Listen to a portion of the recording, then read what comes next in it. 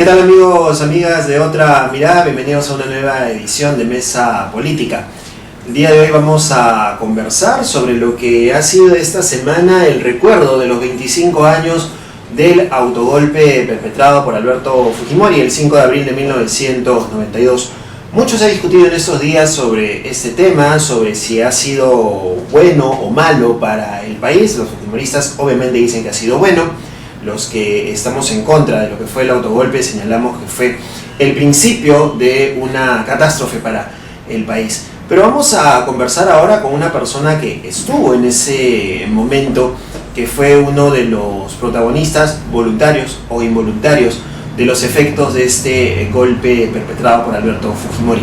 Estamos con Edmundo Murrugarra. Él ha sido senador de la República precisamente en la época del 90 al 92, hasta el momento en que Alberto Fujimori decreta el cierre del Parlamento. Señor Murrugarra, ¿cómo está? Muy buenos días y bienvenido a Mesa Política. Muy buenos días y contento de conversar en un tema y en una ocasión en que nos permite ir a las raíces de nuestros problemas cuando se quiera reconstruir al país. La reconstrucción de la historia se dice que se trabaja según la visión de los vencedores, ¿no es cierto? Sin embargo, cuando uno revisa después de 25 años lo que ocurrió en el país, no tenemos vencedores ni vencidos aparentemente en estas circunstancias. ¿Qué significó o qué significa para la historia peruana el 5 de abril de 1992 desde su visión como senador de la República? Yo repito una frase que ayer Aníbal Quijano pronunció con motivo de la apertura del año académico en la Facultad de Ciencias Sociales de la Universidad de San Marcos. No refiriéndose a esta fecha específicamente, él dijo: nuestra generación ha sufrido una gigantesca derrota. Y efectivamente es una derrota del socialismo del siglo XX. Yo podría hablar mucho sobre lo que significó que un grupo improvisado de gente que lo que quería era medrar, sobrevivir, juntar platita, pesetear, significó para el país. De eso, sin embargo, se ha ocupado bastante muchísimos líderes, muchas instituciones.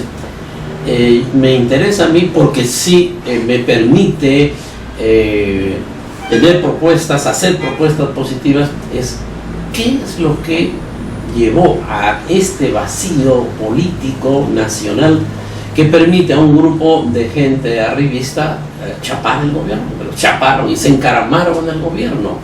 Gente que no venía de las tradiciones de los partidos políticos, gente que no tenía también un proceso de producción, miembros del proceso de producción o empresarios con una instalación ya prevista, vista o valorada en el mercado, no tenía un pasado académico ni una producción académica que mostrar, eran gente arribista.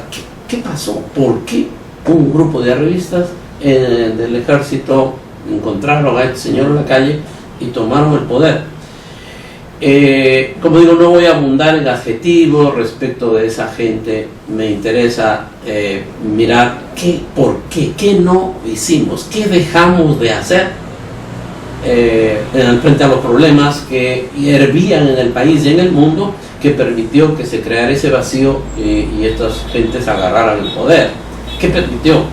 Y yo fui miembro del único partido que he tenido yo, que se llamaba Vanguardia Revolucionaria, fundado en el 65, pero que se empezó a crear en el 63 y que terminó en el 81, 82. Es con esta organización es que habíamos apoyado una de las grandes transformaciones que se ha producido en el siglo XX. Una reforma agraria hecha por miles de comunidades, con millones de comuneros, reforma agraria que la culmina Velasco Alvarado. Ahí nos encontramos con un gravísimo problema. En lugar de ser siervos, había millones de comuneros convertidos en productores independientes. Ahí es donde esta orientación socialista que teníamos copiada de Europa no nos ayudó. ¿Y qué hacemos cuando hemos multiplicado el mercado por miles de veces. Una de las grandes revoluciones. No teníamos resuelto el tema del mercado. Estábamos en las vacilaciones en que estuvo Marx. En el Capital uno puede encontrar que después de muchos capítulos en que él estudia la producción mercantil simple, concluye un párrafo y dice: esto lógicamente termina en el capitalismo. Pero en el párrafo siguiente dice: pero esto no pasó ni en China ni en la India. Es un fenómeno puramente europeo. O sea, esta producción mercantil simple, en la cual habíamos ayudado nosotros en el Perú, no lleva necesariamente a instalar un modo de producción capitalista. Hay miles de capitalistas, pero otra cosa es un modo de producción capitalista. Ese es el tema que no resolvimos y que no se resuelve hasta ahora. La gente que se dice de izquierda o socialista se ha corrido de los temas teóricos que hay que resolver ahí. ¿Dónde falló Marx? ¿Dónde la experiencia de la Unión Soviética con Lenin y su equipo a la cabeza falló, que llevó al colapso? Y que a nosotros no nos ayudó a convertir los millones de comuneros en productores independientes, en pasar en la segunda etapa, a encabezarlos para disputar el mercado nacional y el mercado mundial. Y que fue una constante que nos llevó, luego de la recuperación de la democracia, 2 gobiernos continuos y llegar al 92 en una situación económica en donde no nos terminábamos de ubicar ni en América Latina ni en el mundo, y estábamos en una situación bien catastrófica, ¿no? Fue aprovechada para instalar con Fujimori uno de los desastres mayores, pero el más reciente. ¿Cuál es? Un neoliberalismo fanático, sectario, fanático, que no lo hicieron ni en Chile, pero aquí en el Perú se hizo, que nos prohibía tener políticas industriales, que nos prohibía tener una política económica, una política monetaria que fomente la investigación y la producción. Eliminación de derechos laborales. Efectivamente, ¿no? Entonces, todo lo que habíamos construido durante el siglo XX terminó derrumbado y regresamos como estábamos hace 10.000 años. Recolectores, rascadores de montaña y recolectores de peces para quemarlos y mandarlos como harina de pescado. A esa situación nos han retrotraído y aprovechando eso, nos obligaron a estos gobiernos a firmar los tratados de libre comercio. Ahora, hasta el mismo Estados Unidos no quiere esos tratados. Cuando ellos requieren reconstruir su industria, ellos mismos. Nosotros tenemos que aprovechar para renegociar esos tratados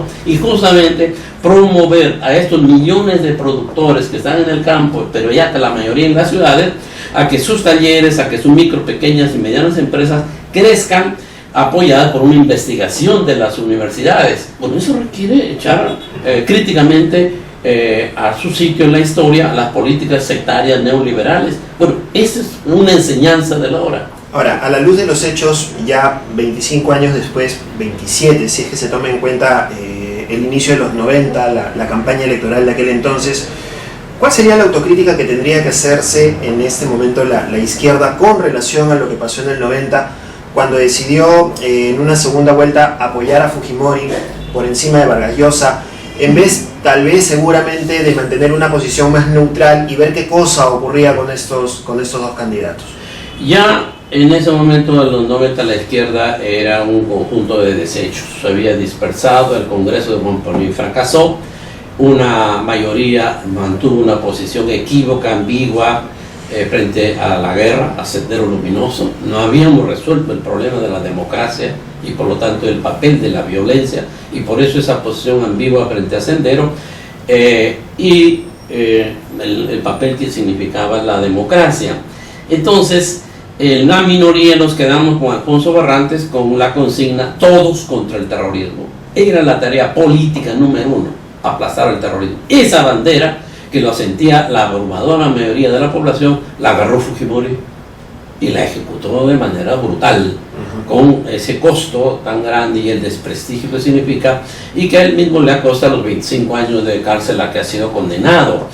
Entonces, los fujimoristas lo presentan eso como un éxito, un triunfo, pero a un costo demasiado grande. Ellos mismos, si fueran honestos, dirían, bueno, ha costado tanto que al jefe de esa acción ha terminado preso. ¿Por qué? Por delitos contra la humanidad cometidos en esa guerra. Pero esto ocurrió porque nosotros, los de la izquierda, renunciamos a enfrentar a Sendero Luminoso en el terreno que su Sendero Luminoso lo había planteado. ¿Cuál es? El de las armas. Y digo esto en reconocimiento de esta falla garrafal, porque los campesinos de Andahuaylas, después de lo de Chuchi en el año 80, en el segundo semestre me convocan porque compañeros que habían sido de BR se habían pasado a Sendero y imponían una dictadura de impedirles que cultiven la tierra que habían recuperado para ir a las ferias, o sea, para ir al mercado, y los flagelaban y lo arrapaban la cabeza a las mujeres. Fui y logré entrevistarme con este compañero que estaba ahí en el Sendero. Después de 2 horas de conversación nos abrazamos y lloramos. ¿Por qué? Porque la siguiente conversación, lo juramos ahí, era a balazos con él. Había que aplastarlo nosotros en el momento que salía Sendero Luminoso. 30 muertos, 300 muertos, 3.000, pero no 70.000 muertos. Esa es una responsabilidad. ¿Por qué no la asumimos eso? Porque no estábamos convencidos de un tema teórico nuevamente del socialismo, que toda dominación no es igual a dictadura. La clase dominante domina, pero no siempre lo hace en forma de dictadura. El trabajo de los socialistas europeos había avanzado como para reconocer que había un factor, que la construcción de consensos, el trabajo del imaginario, de los deseos, de las necesidades del pueblo. Eso era trabajado, y sobre eso es que se montaba la dominación de la nueva clase dominante. Y la violencia, la coerción, era un apoyo, un complemento de eso, que ocasionalmente se convertía en lo principal, pero si se convertía en lo principal, esa dominación no duraba. Entonces, eso en la teoría socialista estaba muy crudo. No conocíamos todavía los trabajos de Gramsci, del italiano Gramsci, y no habíamos estudiado a fondo a Mariátegui, que el año 28, al lanzar su partido, el Partido Socialista, el primer punto de la plataforma no es iniciar guerrilla, no es agarrar fusiles, no, es defender el derecho a la propaganda. ¿Qué cosa es la propaganda? Disputar el imaginario, disputar lo que siente, lo que percibe, lo que quieren los seres humanos. Esa es la primera tarea. Eso no lo hicimos.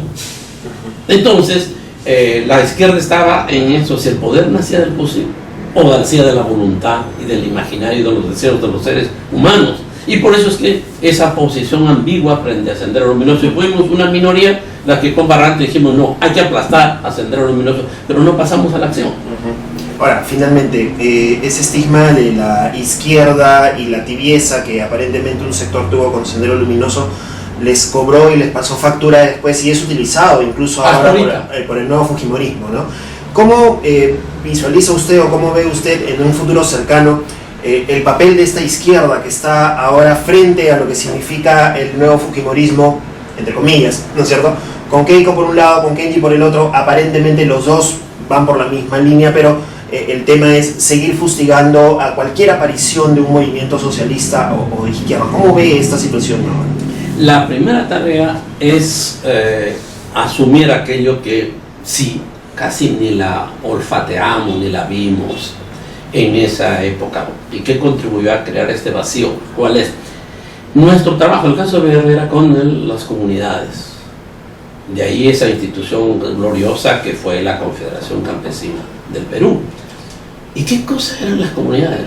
Eran por los pueblos indígenas, los herederos de una de las grandes civilizaciones de la humanidad. Entonces había que aprender esa cultura.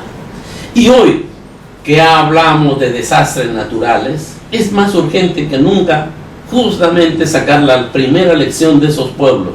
Los desastres no son naturales, los fenómenos son naturales, pero gracias a que los seres humanos podemos guardar memoria, elaboramos propuestas alternativas, y se creó en los Andes sudamericanos esta gran civilización de laderas que tienen una distancia del nivel del mar arriba a la cúspide de 5.000 a 6.000 metros en una distancia de 100 kilómetros. Eso significa una ladera muy empinada. Bueno, en ese territorio se construyó una alta civilización, y la reemplazamos ¿por qué? Por una civilización de llanuras. Entonces estamos buscando ya desiertos para irrigarlos, porque copiamos la producción de llanuras. Y vienen los fenómenos naturales, arrasan con todo y le echamos la culpa a la naturaleza. Cuando la responsabilidad es no haber aprendido la lección de esta gigantesca civilización indígena que sabía justamente a manejar el agua, porque había desarrollado una ingeniería del agua, una ingeniería de suelos, y disminuía al máximo las consecuencias dolorosas de estos fenómenos naturales. Eso es lo que pasa en el Caribe. Tienes tú un Cuba, viene un huracán, 6, 5 muertos, 4 muertos. Pero al otro lado, en la otra isla son 200, 300 muertos. Esa es la diferencia de cómo la previsión cultural permite. Bueno, esto podemos hacerlo acá. Hoy, que el gobierno quiere reconstruir, ¿qué vamos a reconstruir?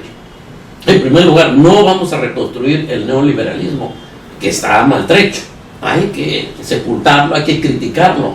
Y un CEPLAN y un Instituto Nacional de Planificación, con el nombre que sea, tiene que volver a ser el brazo derecho de los gobiernos y del Parlamento. No puede ser el Ministerio de Economía y el Banco Central los que dicten, los que gobiernen en el fondo.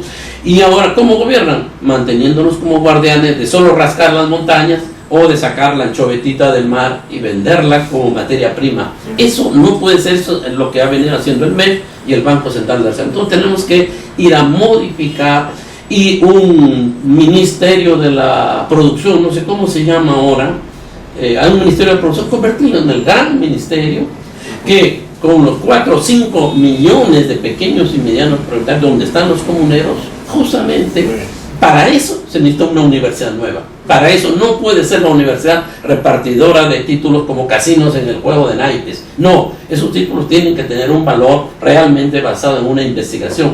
Entonces, aquí tenemos este tipo de tarea para volver a decirle a la humanidad la salida. Una de las tareas que hay que hacer, volver a ser amigos de la naturaleza. Es nuestro hermano. Y no es casual que el Papa se llame ahora Francisco, el único santo que dijo: hermana nube, hermano árbol, hermano lobo, son mis hermanos. Tenemos que reconocer esa relación de parentesco cósmico. Eso es lo que la humanidad en este momento necesita, y los Andes, los pueblos andinos, pueden ofrecerlo al mundo. Muy bien, señor Murrugarra, le agradecemos por haber conversado con nosotros y seguramente habrá oportunidad de seguir dialogando sobre este tema. Amigos, amigas, ha sido todo por el día de hoy. Ya saben que pueden encontrar este video y otras entrevistas en nuestra página web www.otramirada.p, y nos encuentran también en redes sociales. Hasta una próxima edición.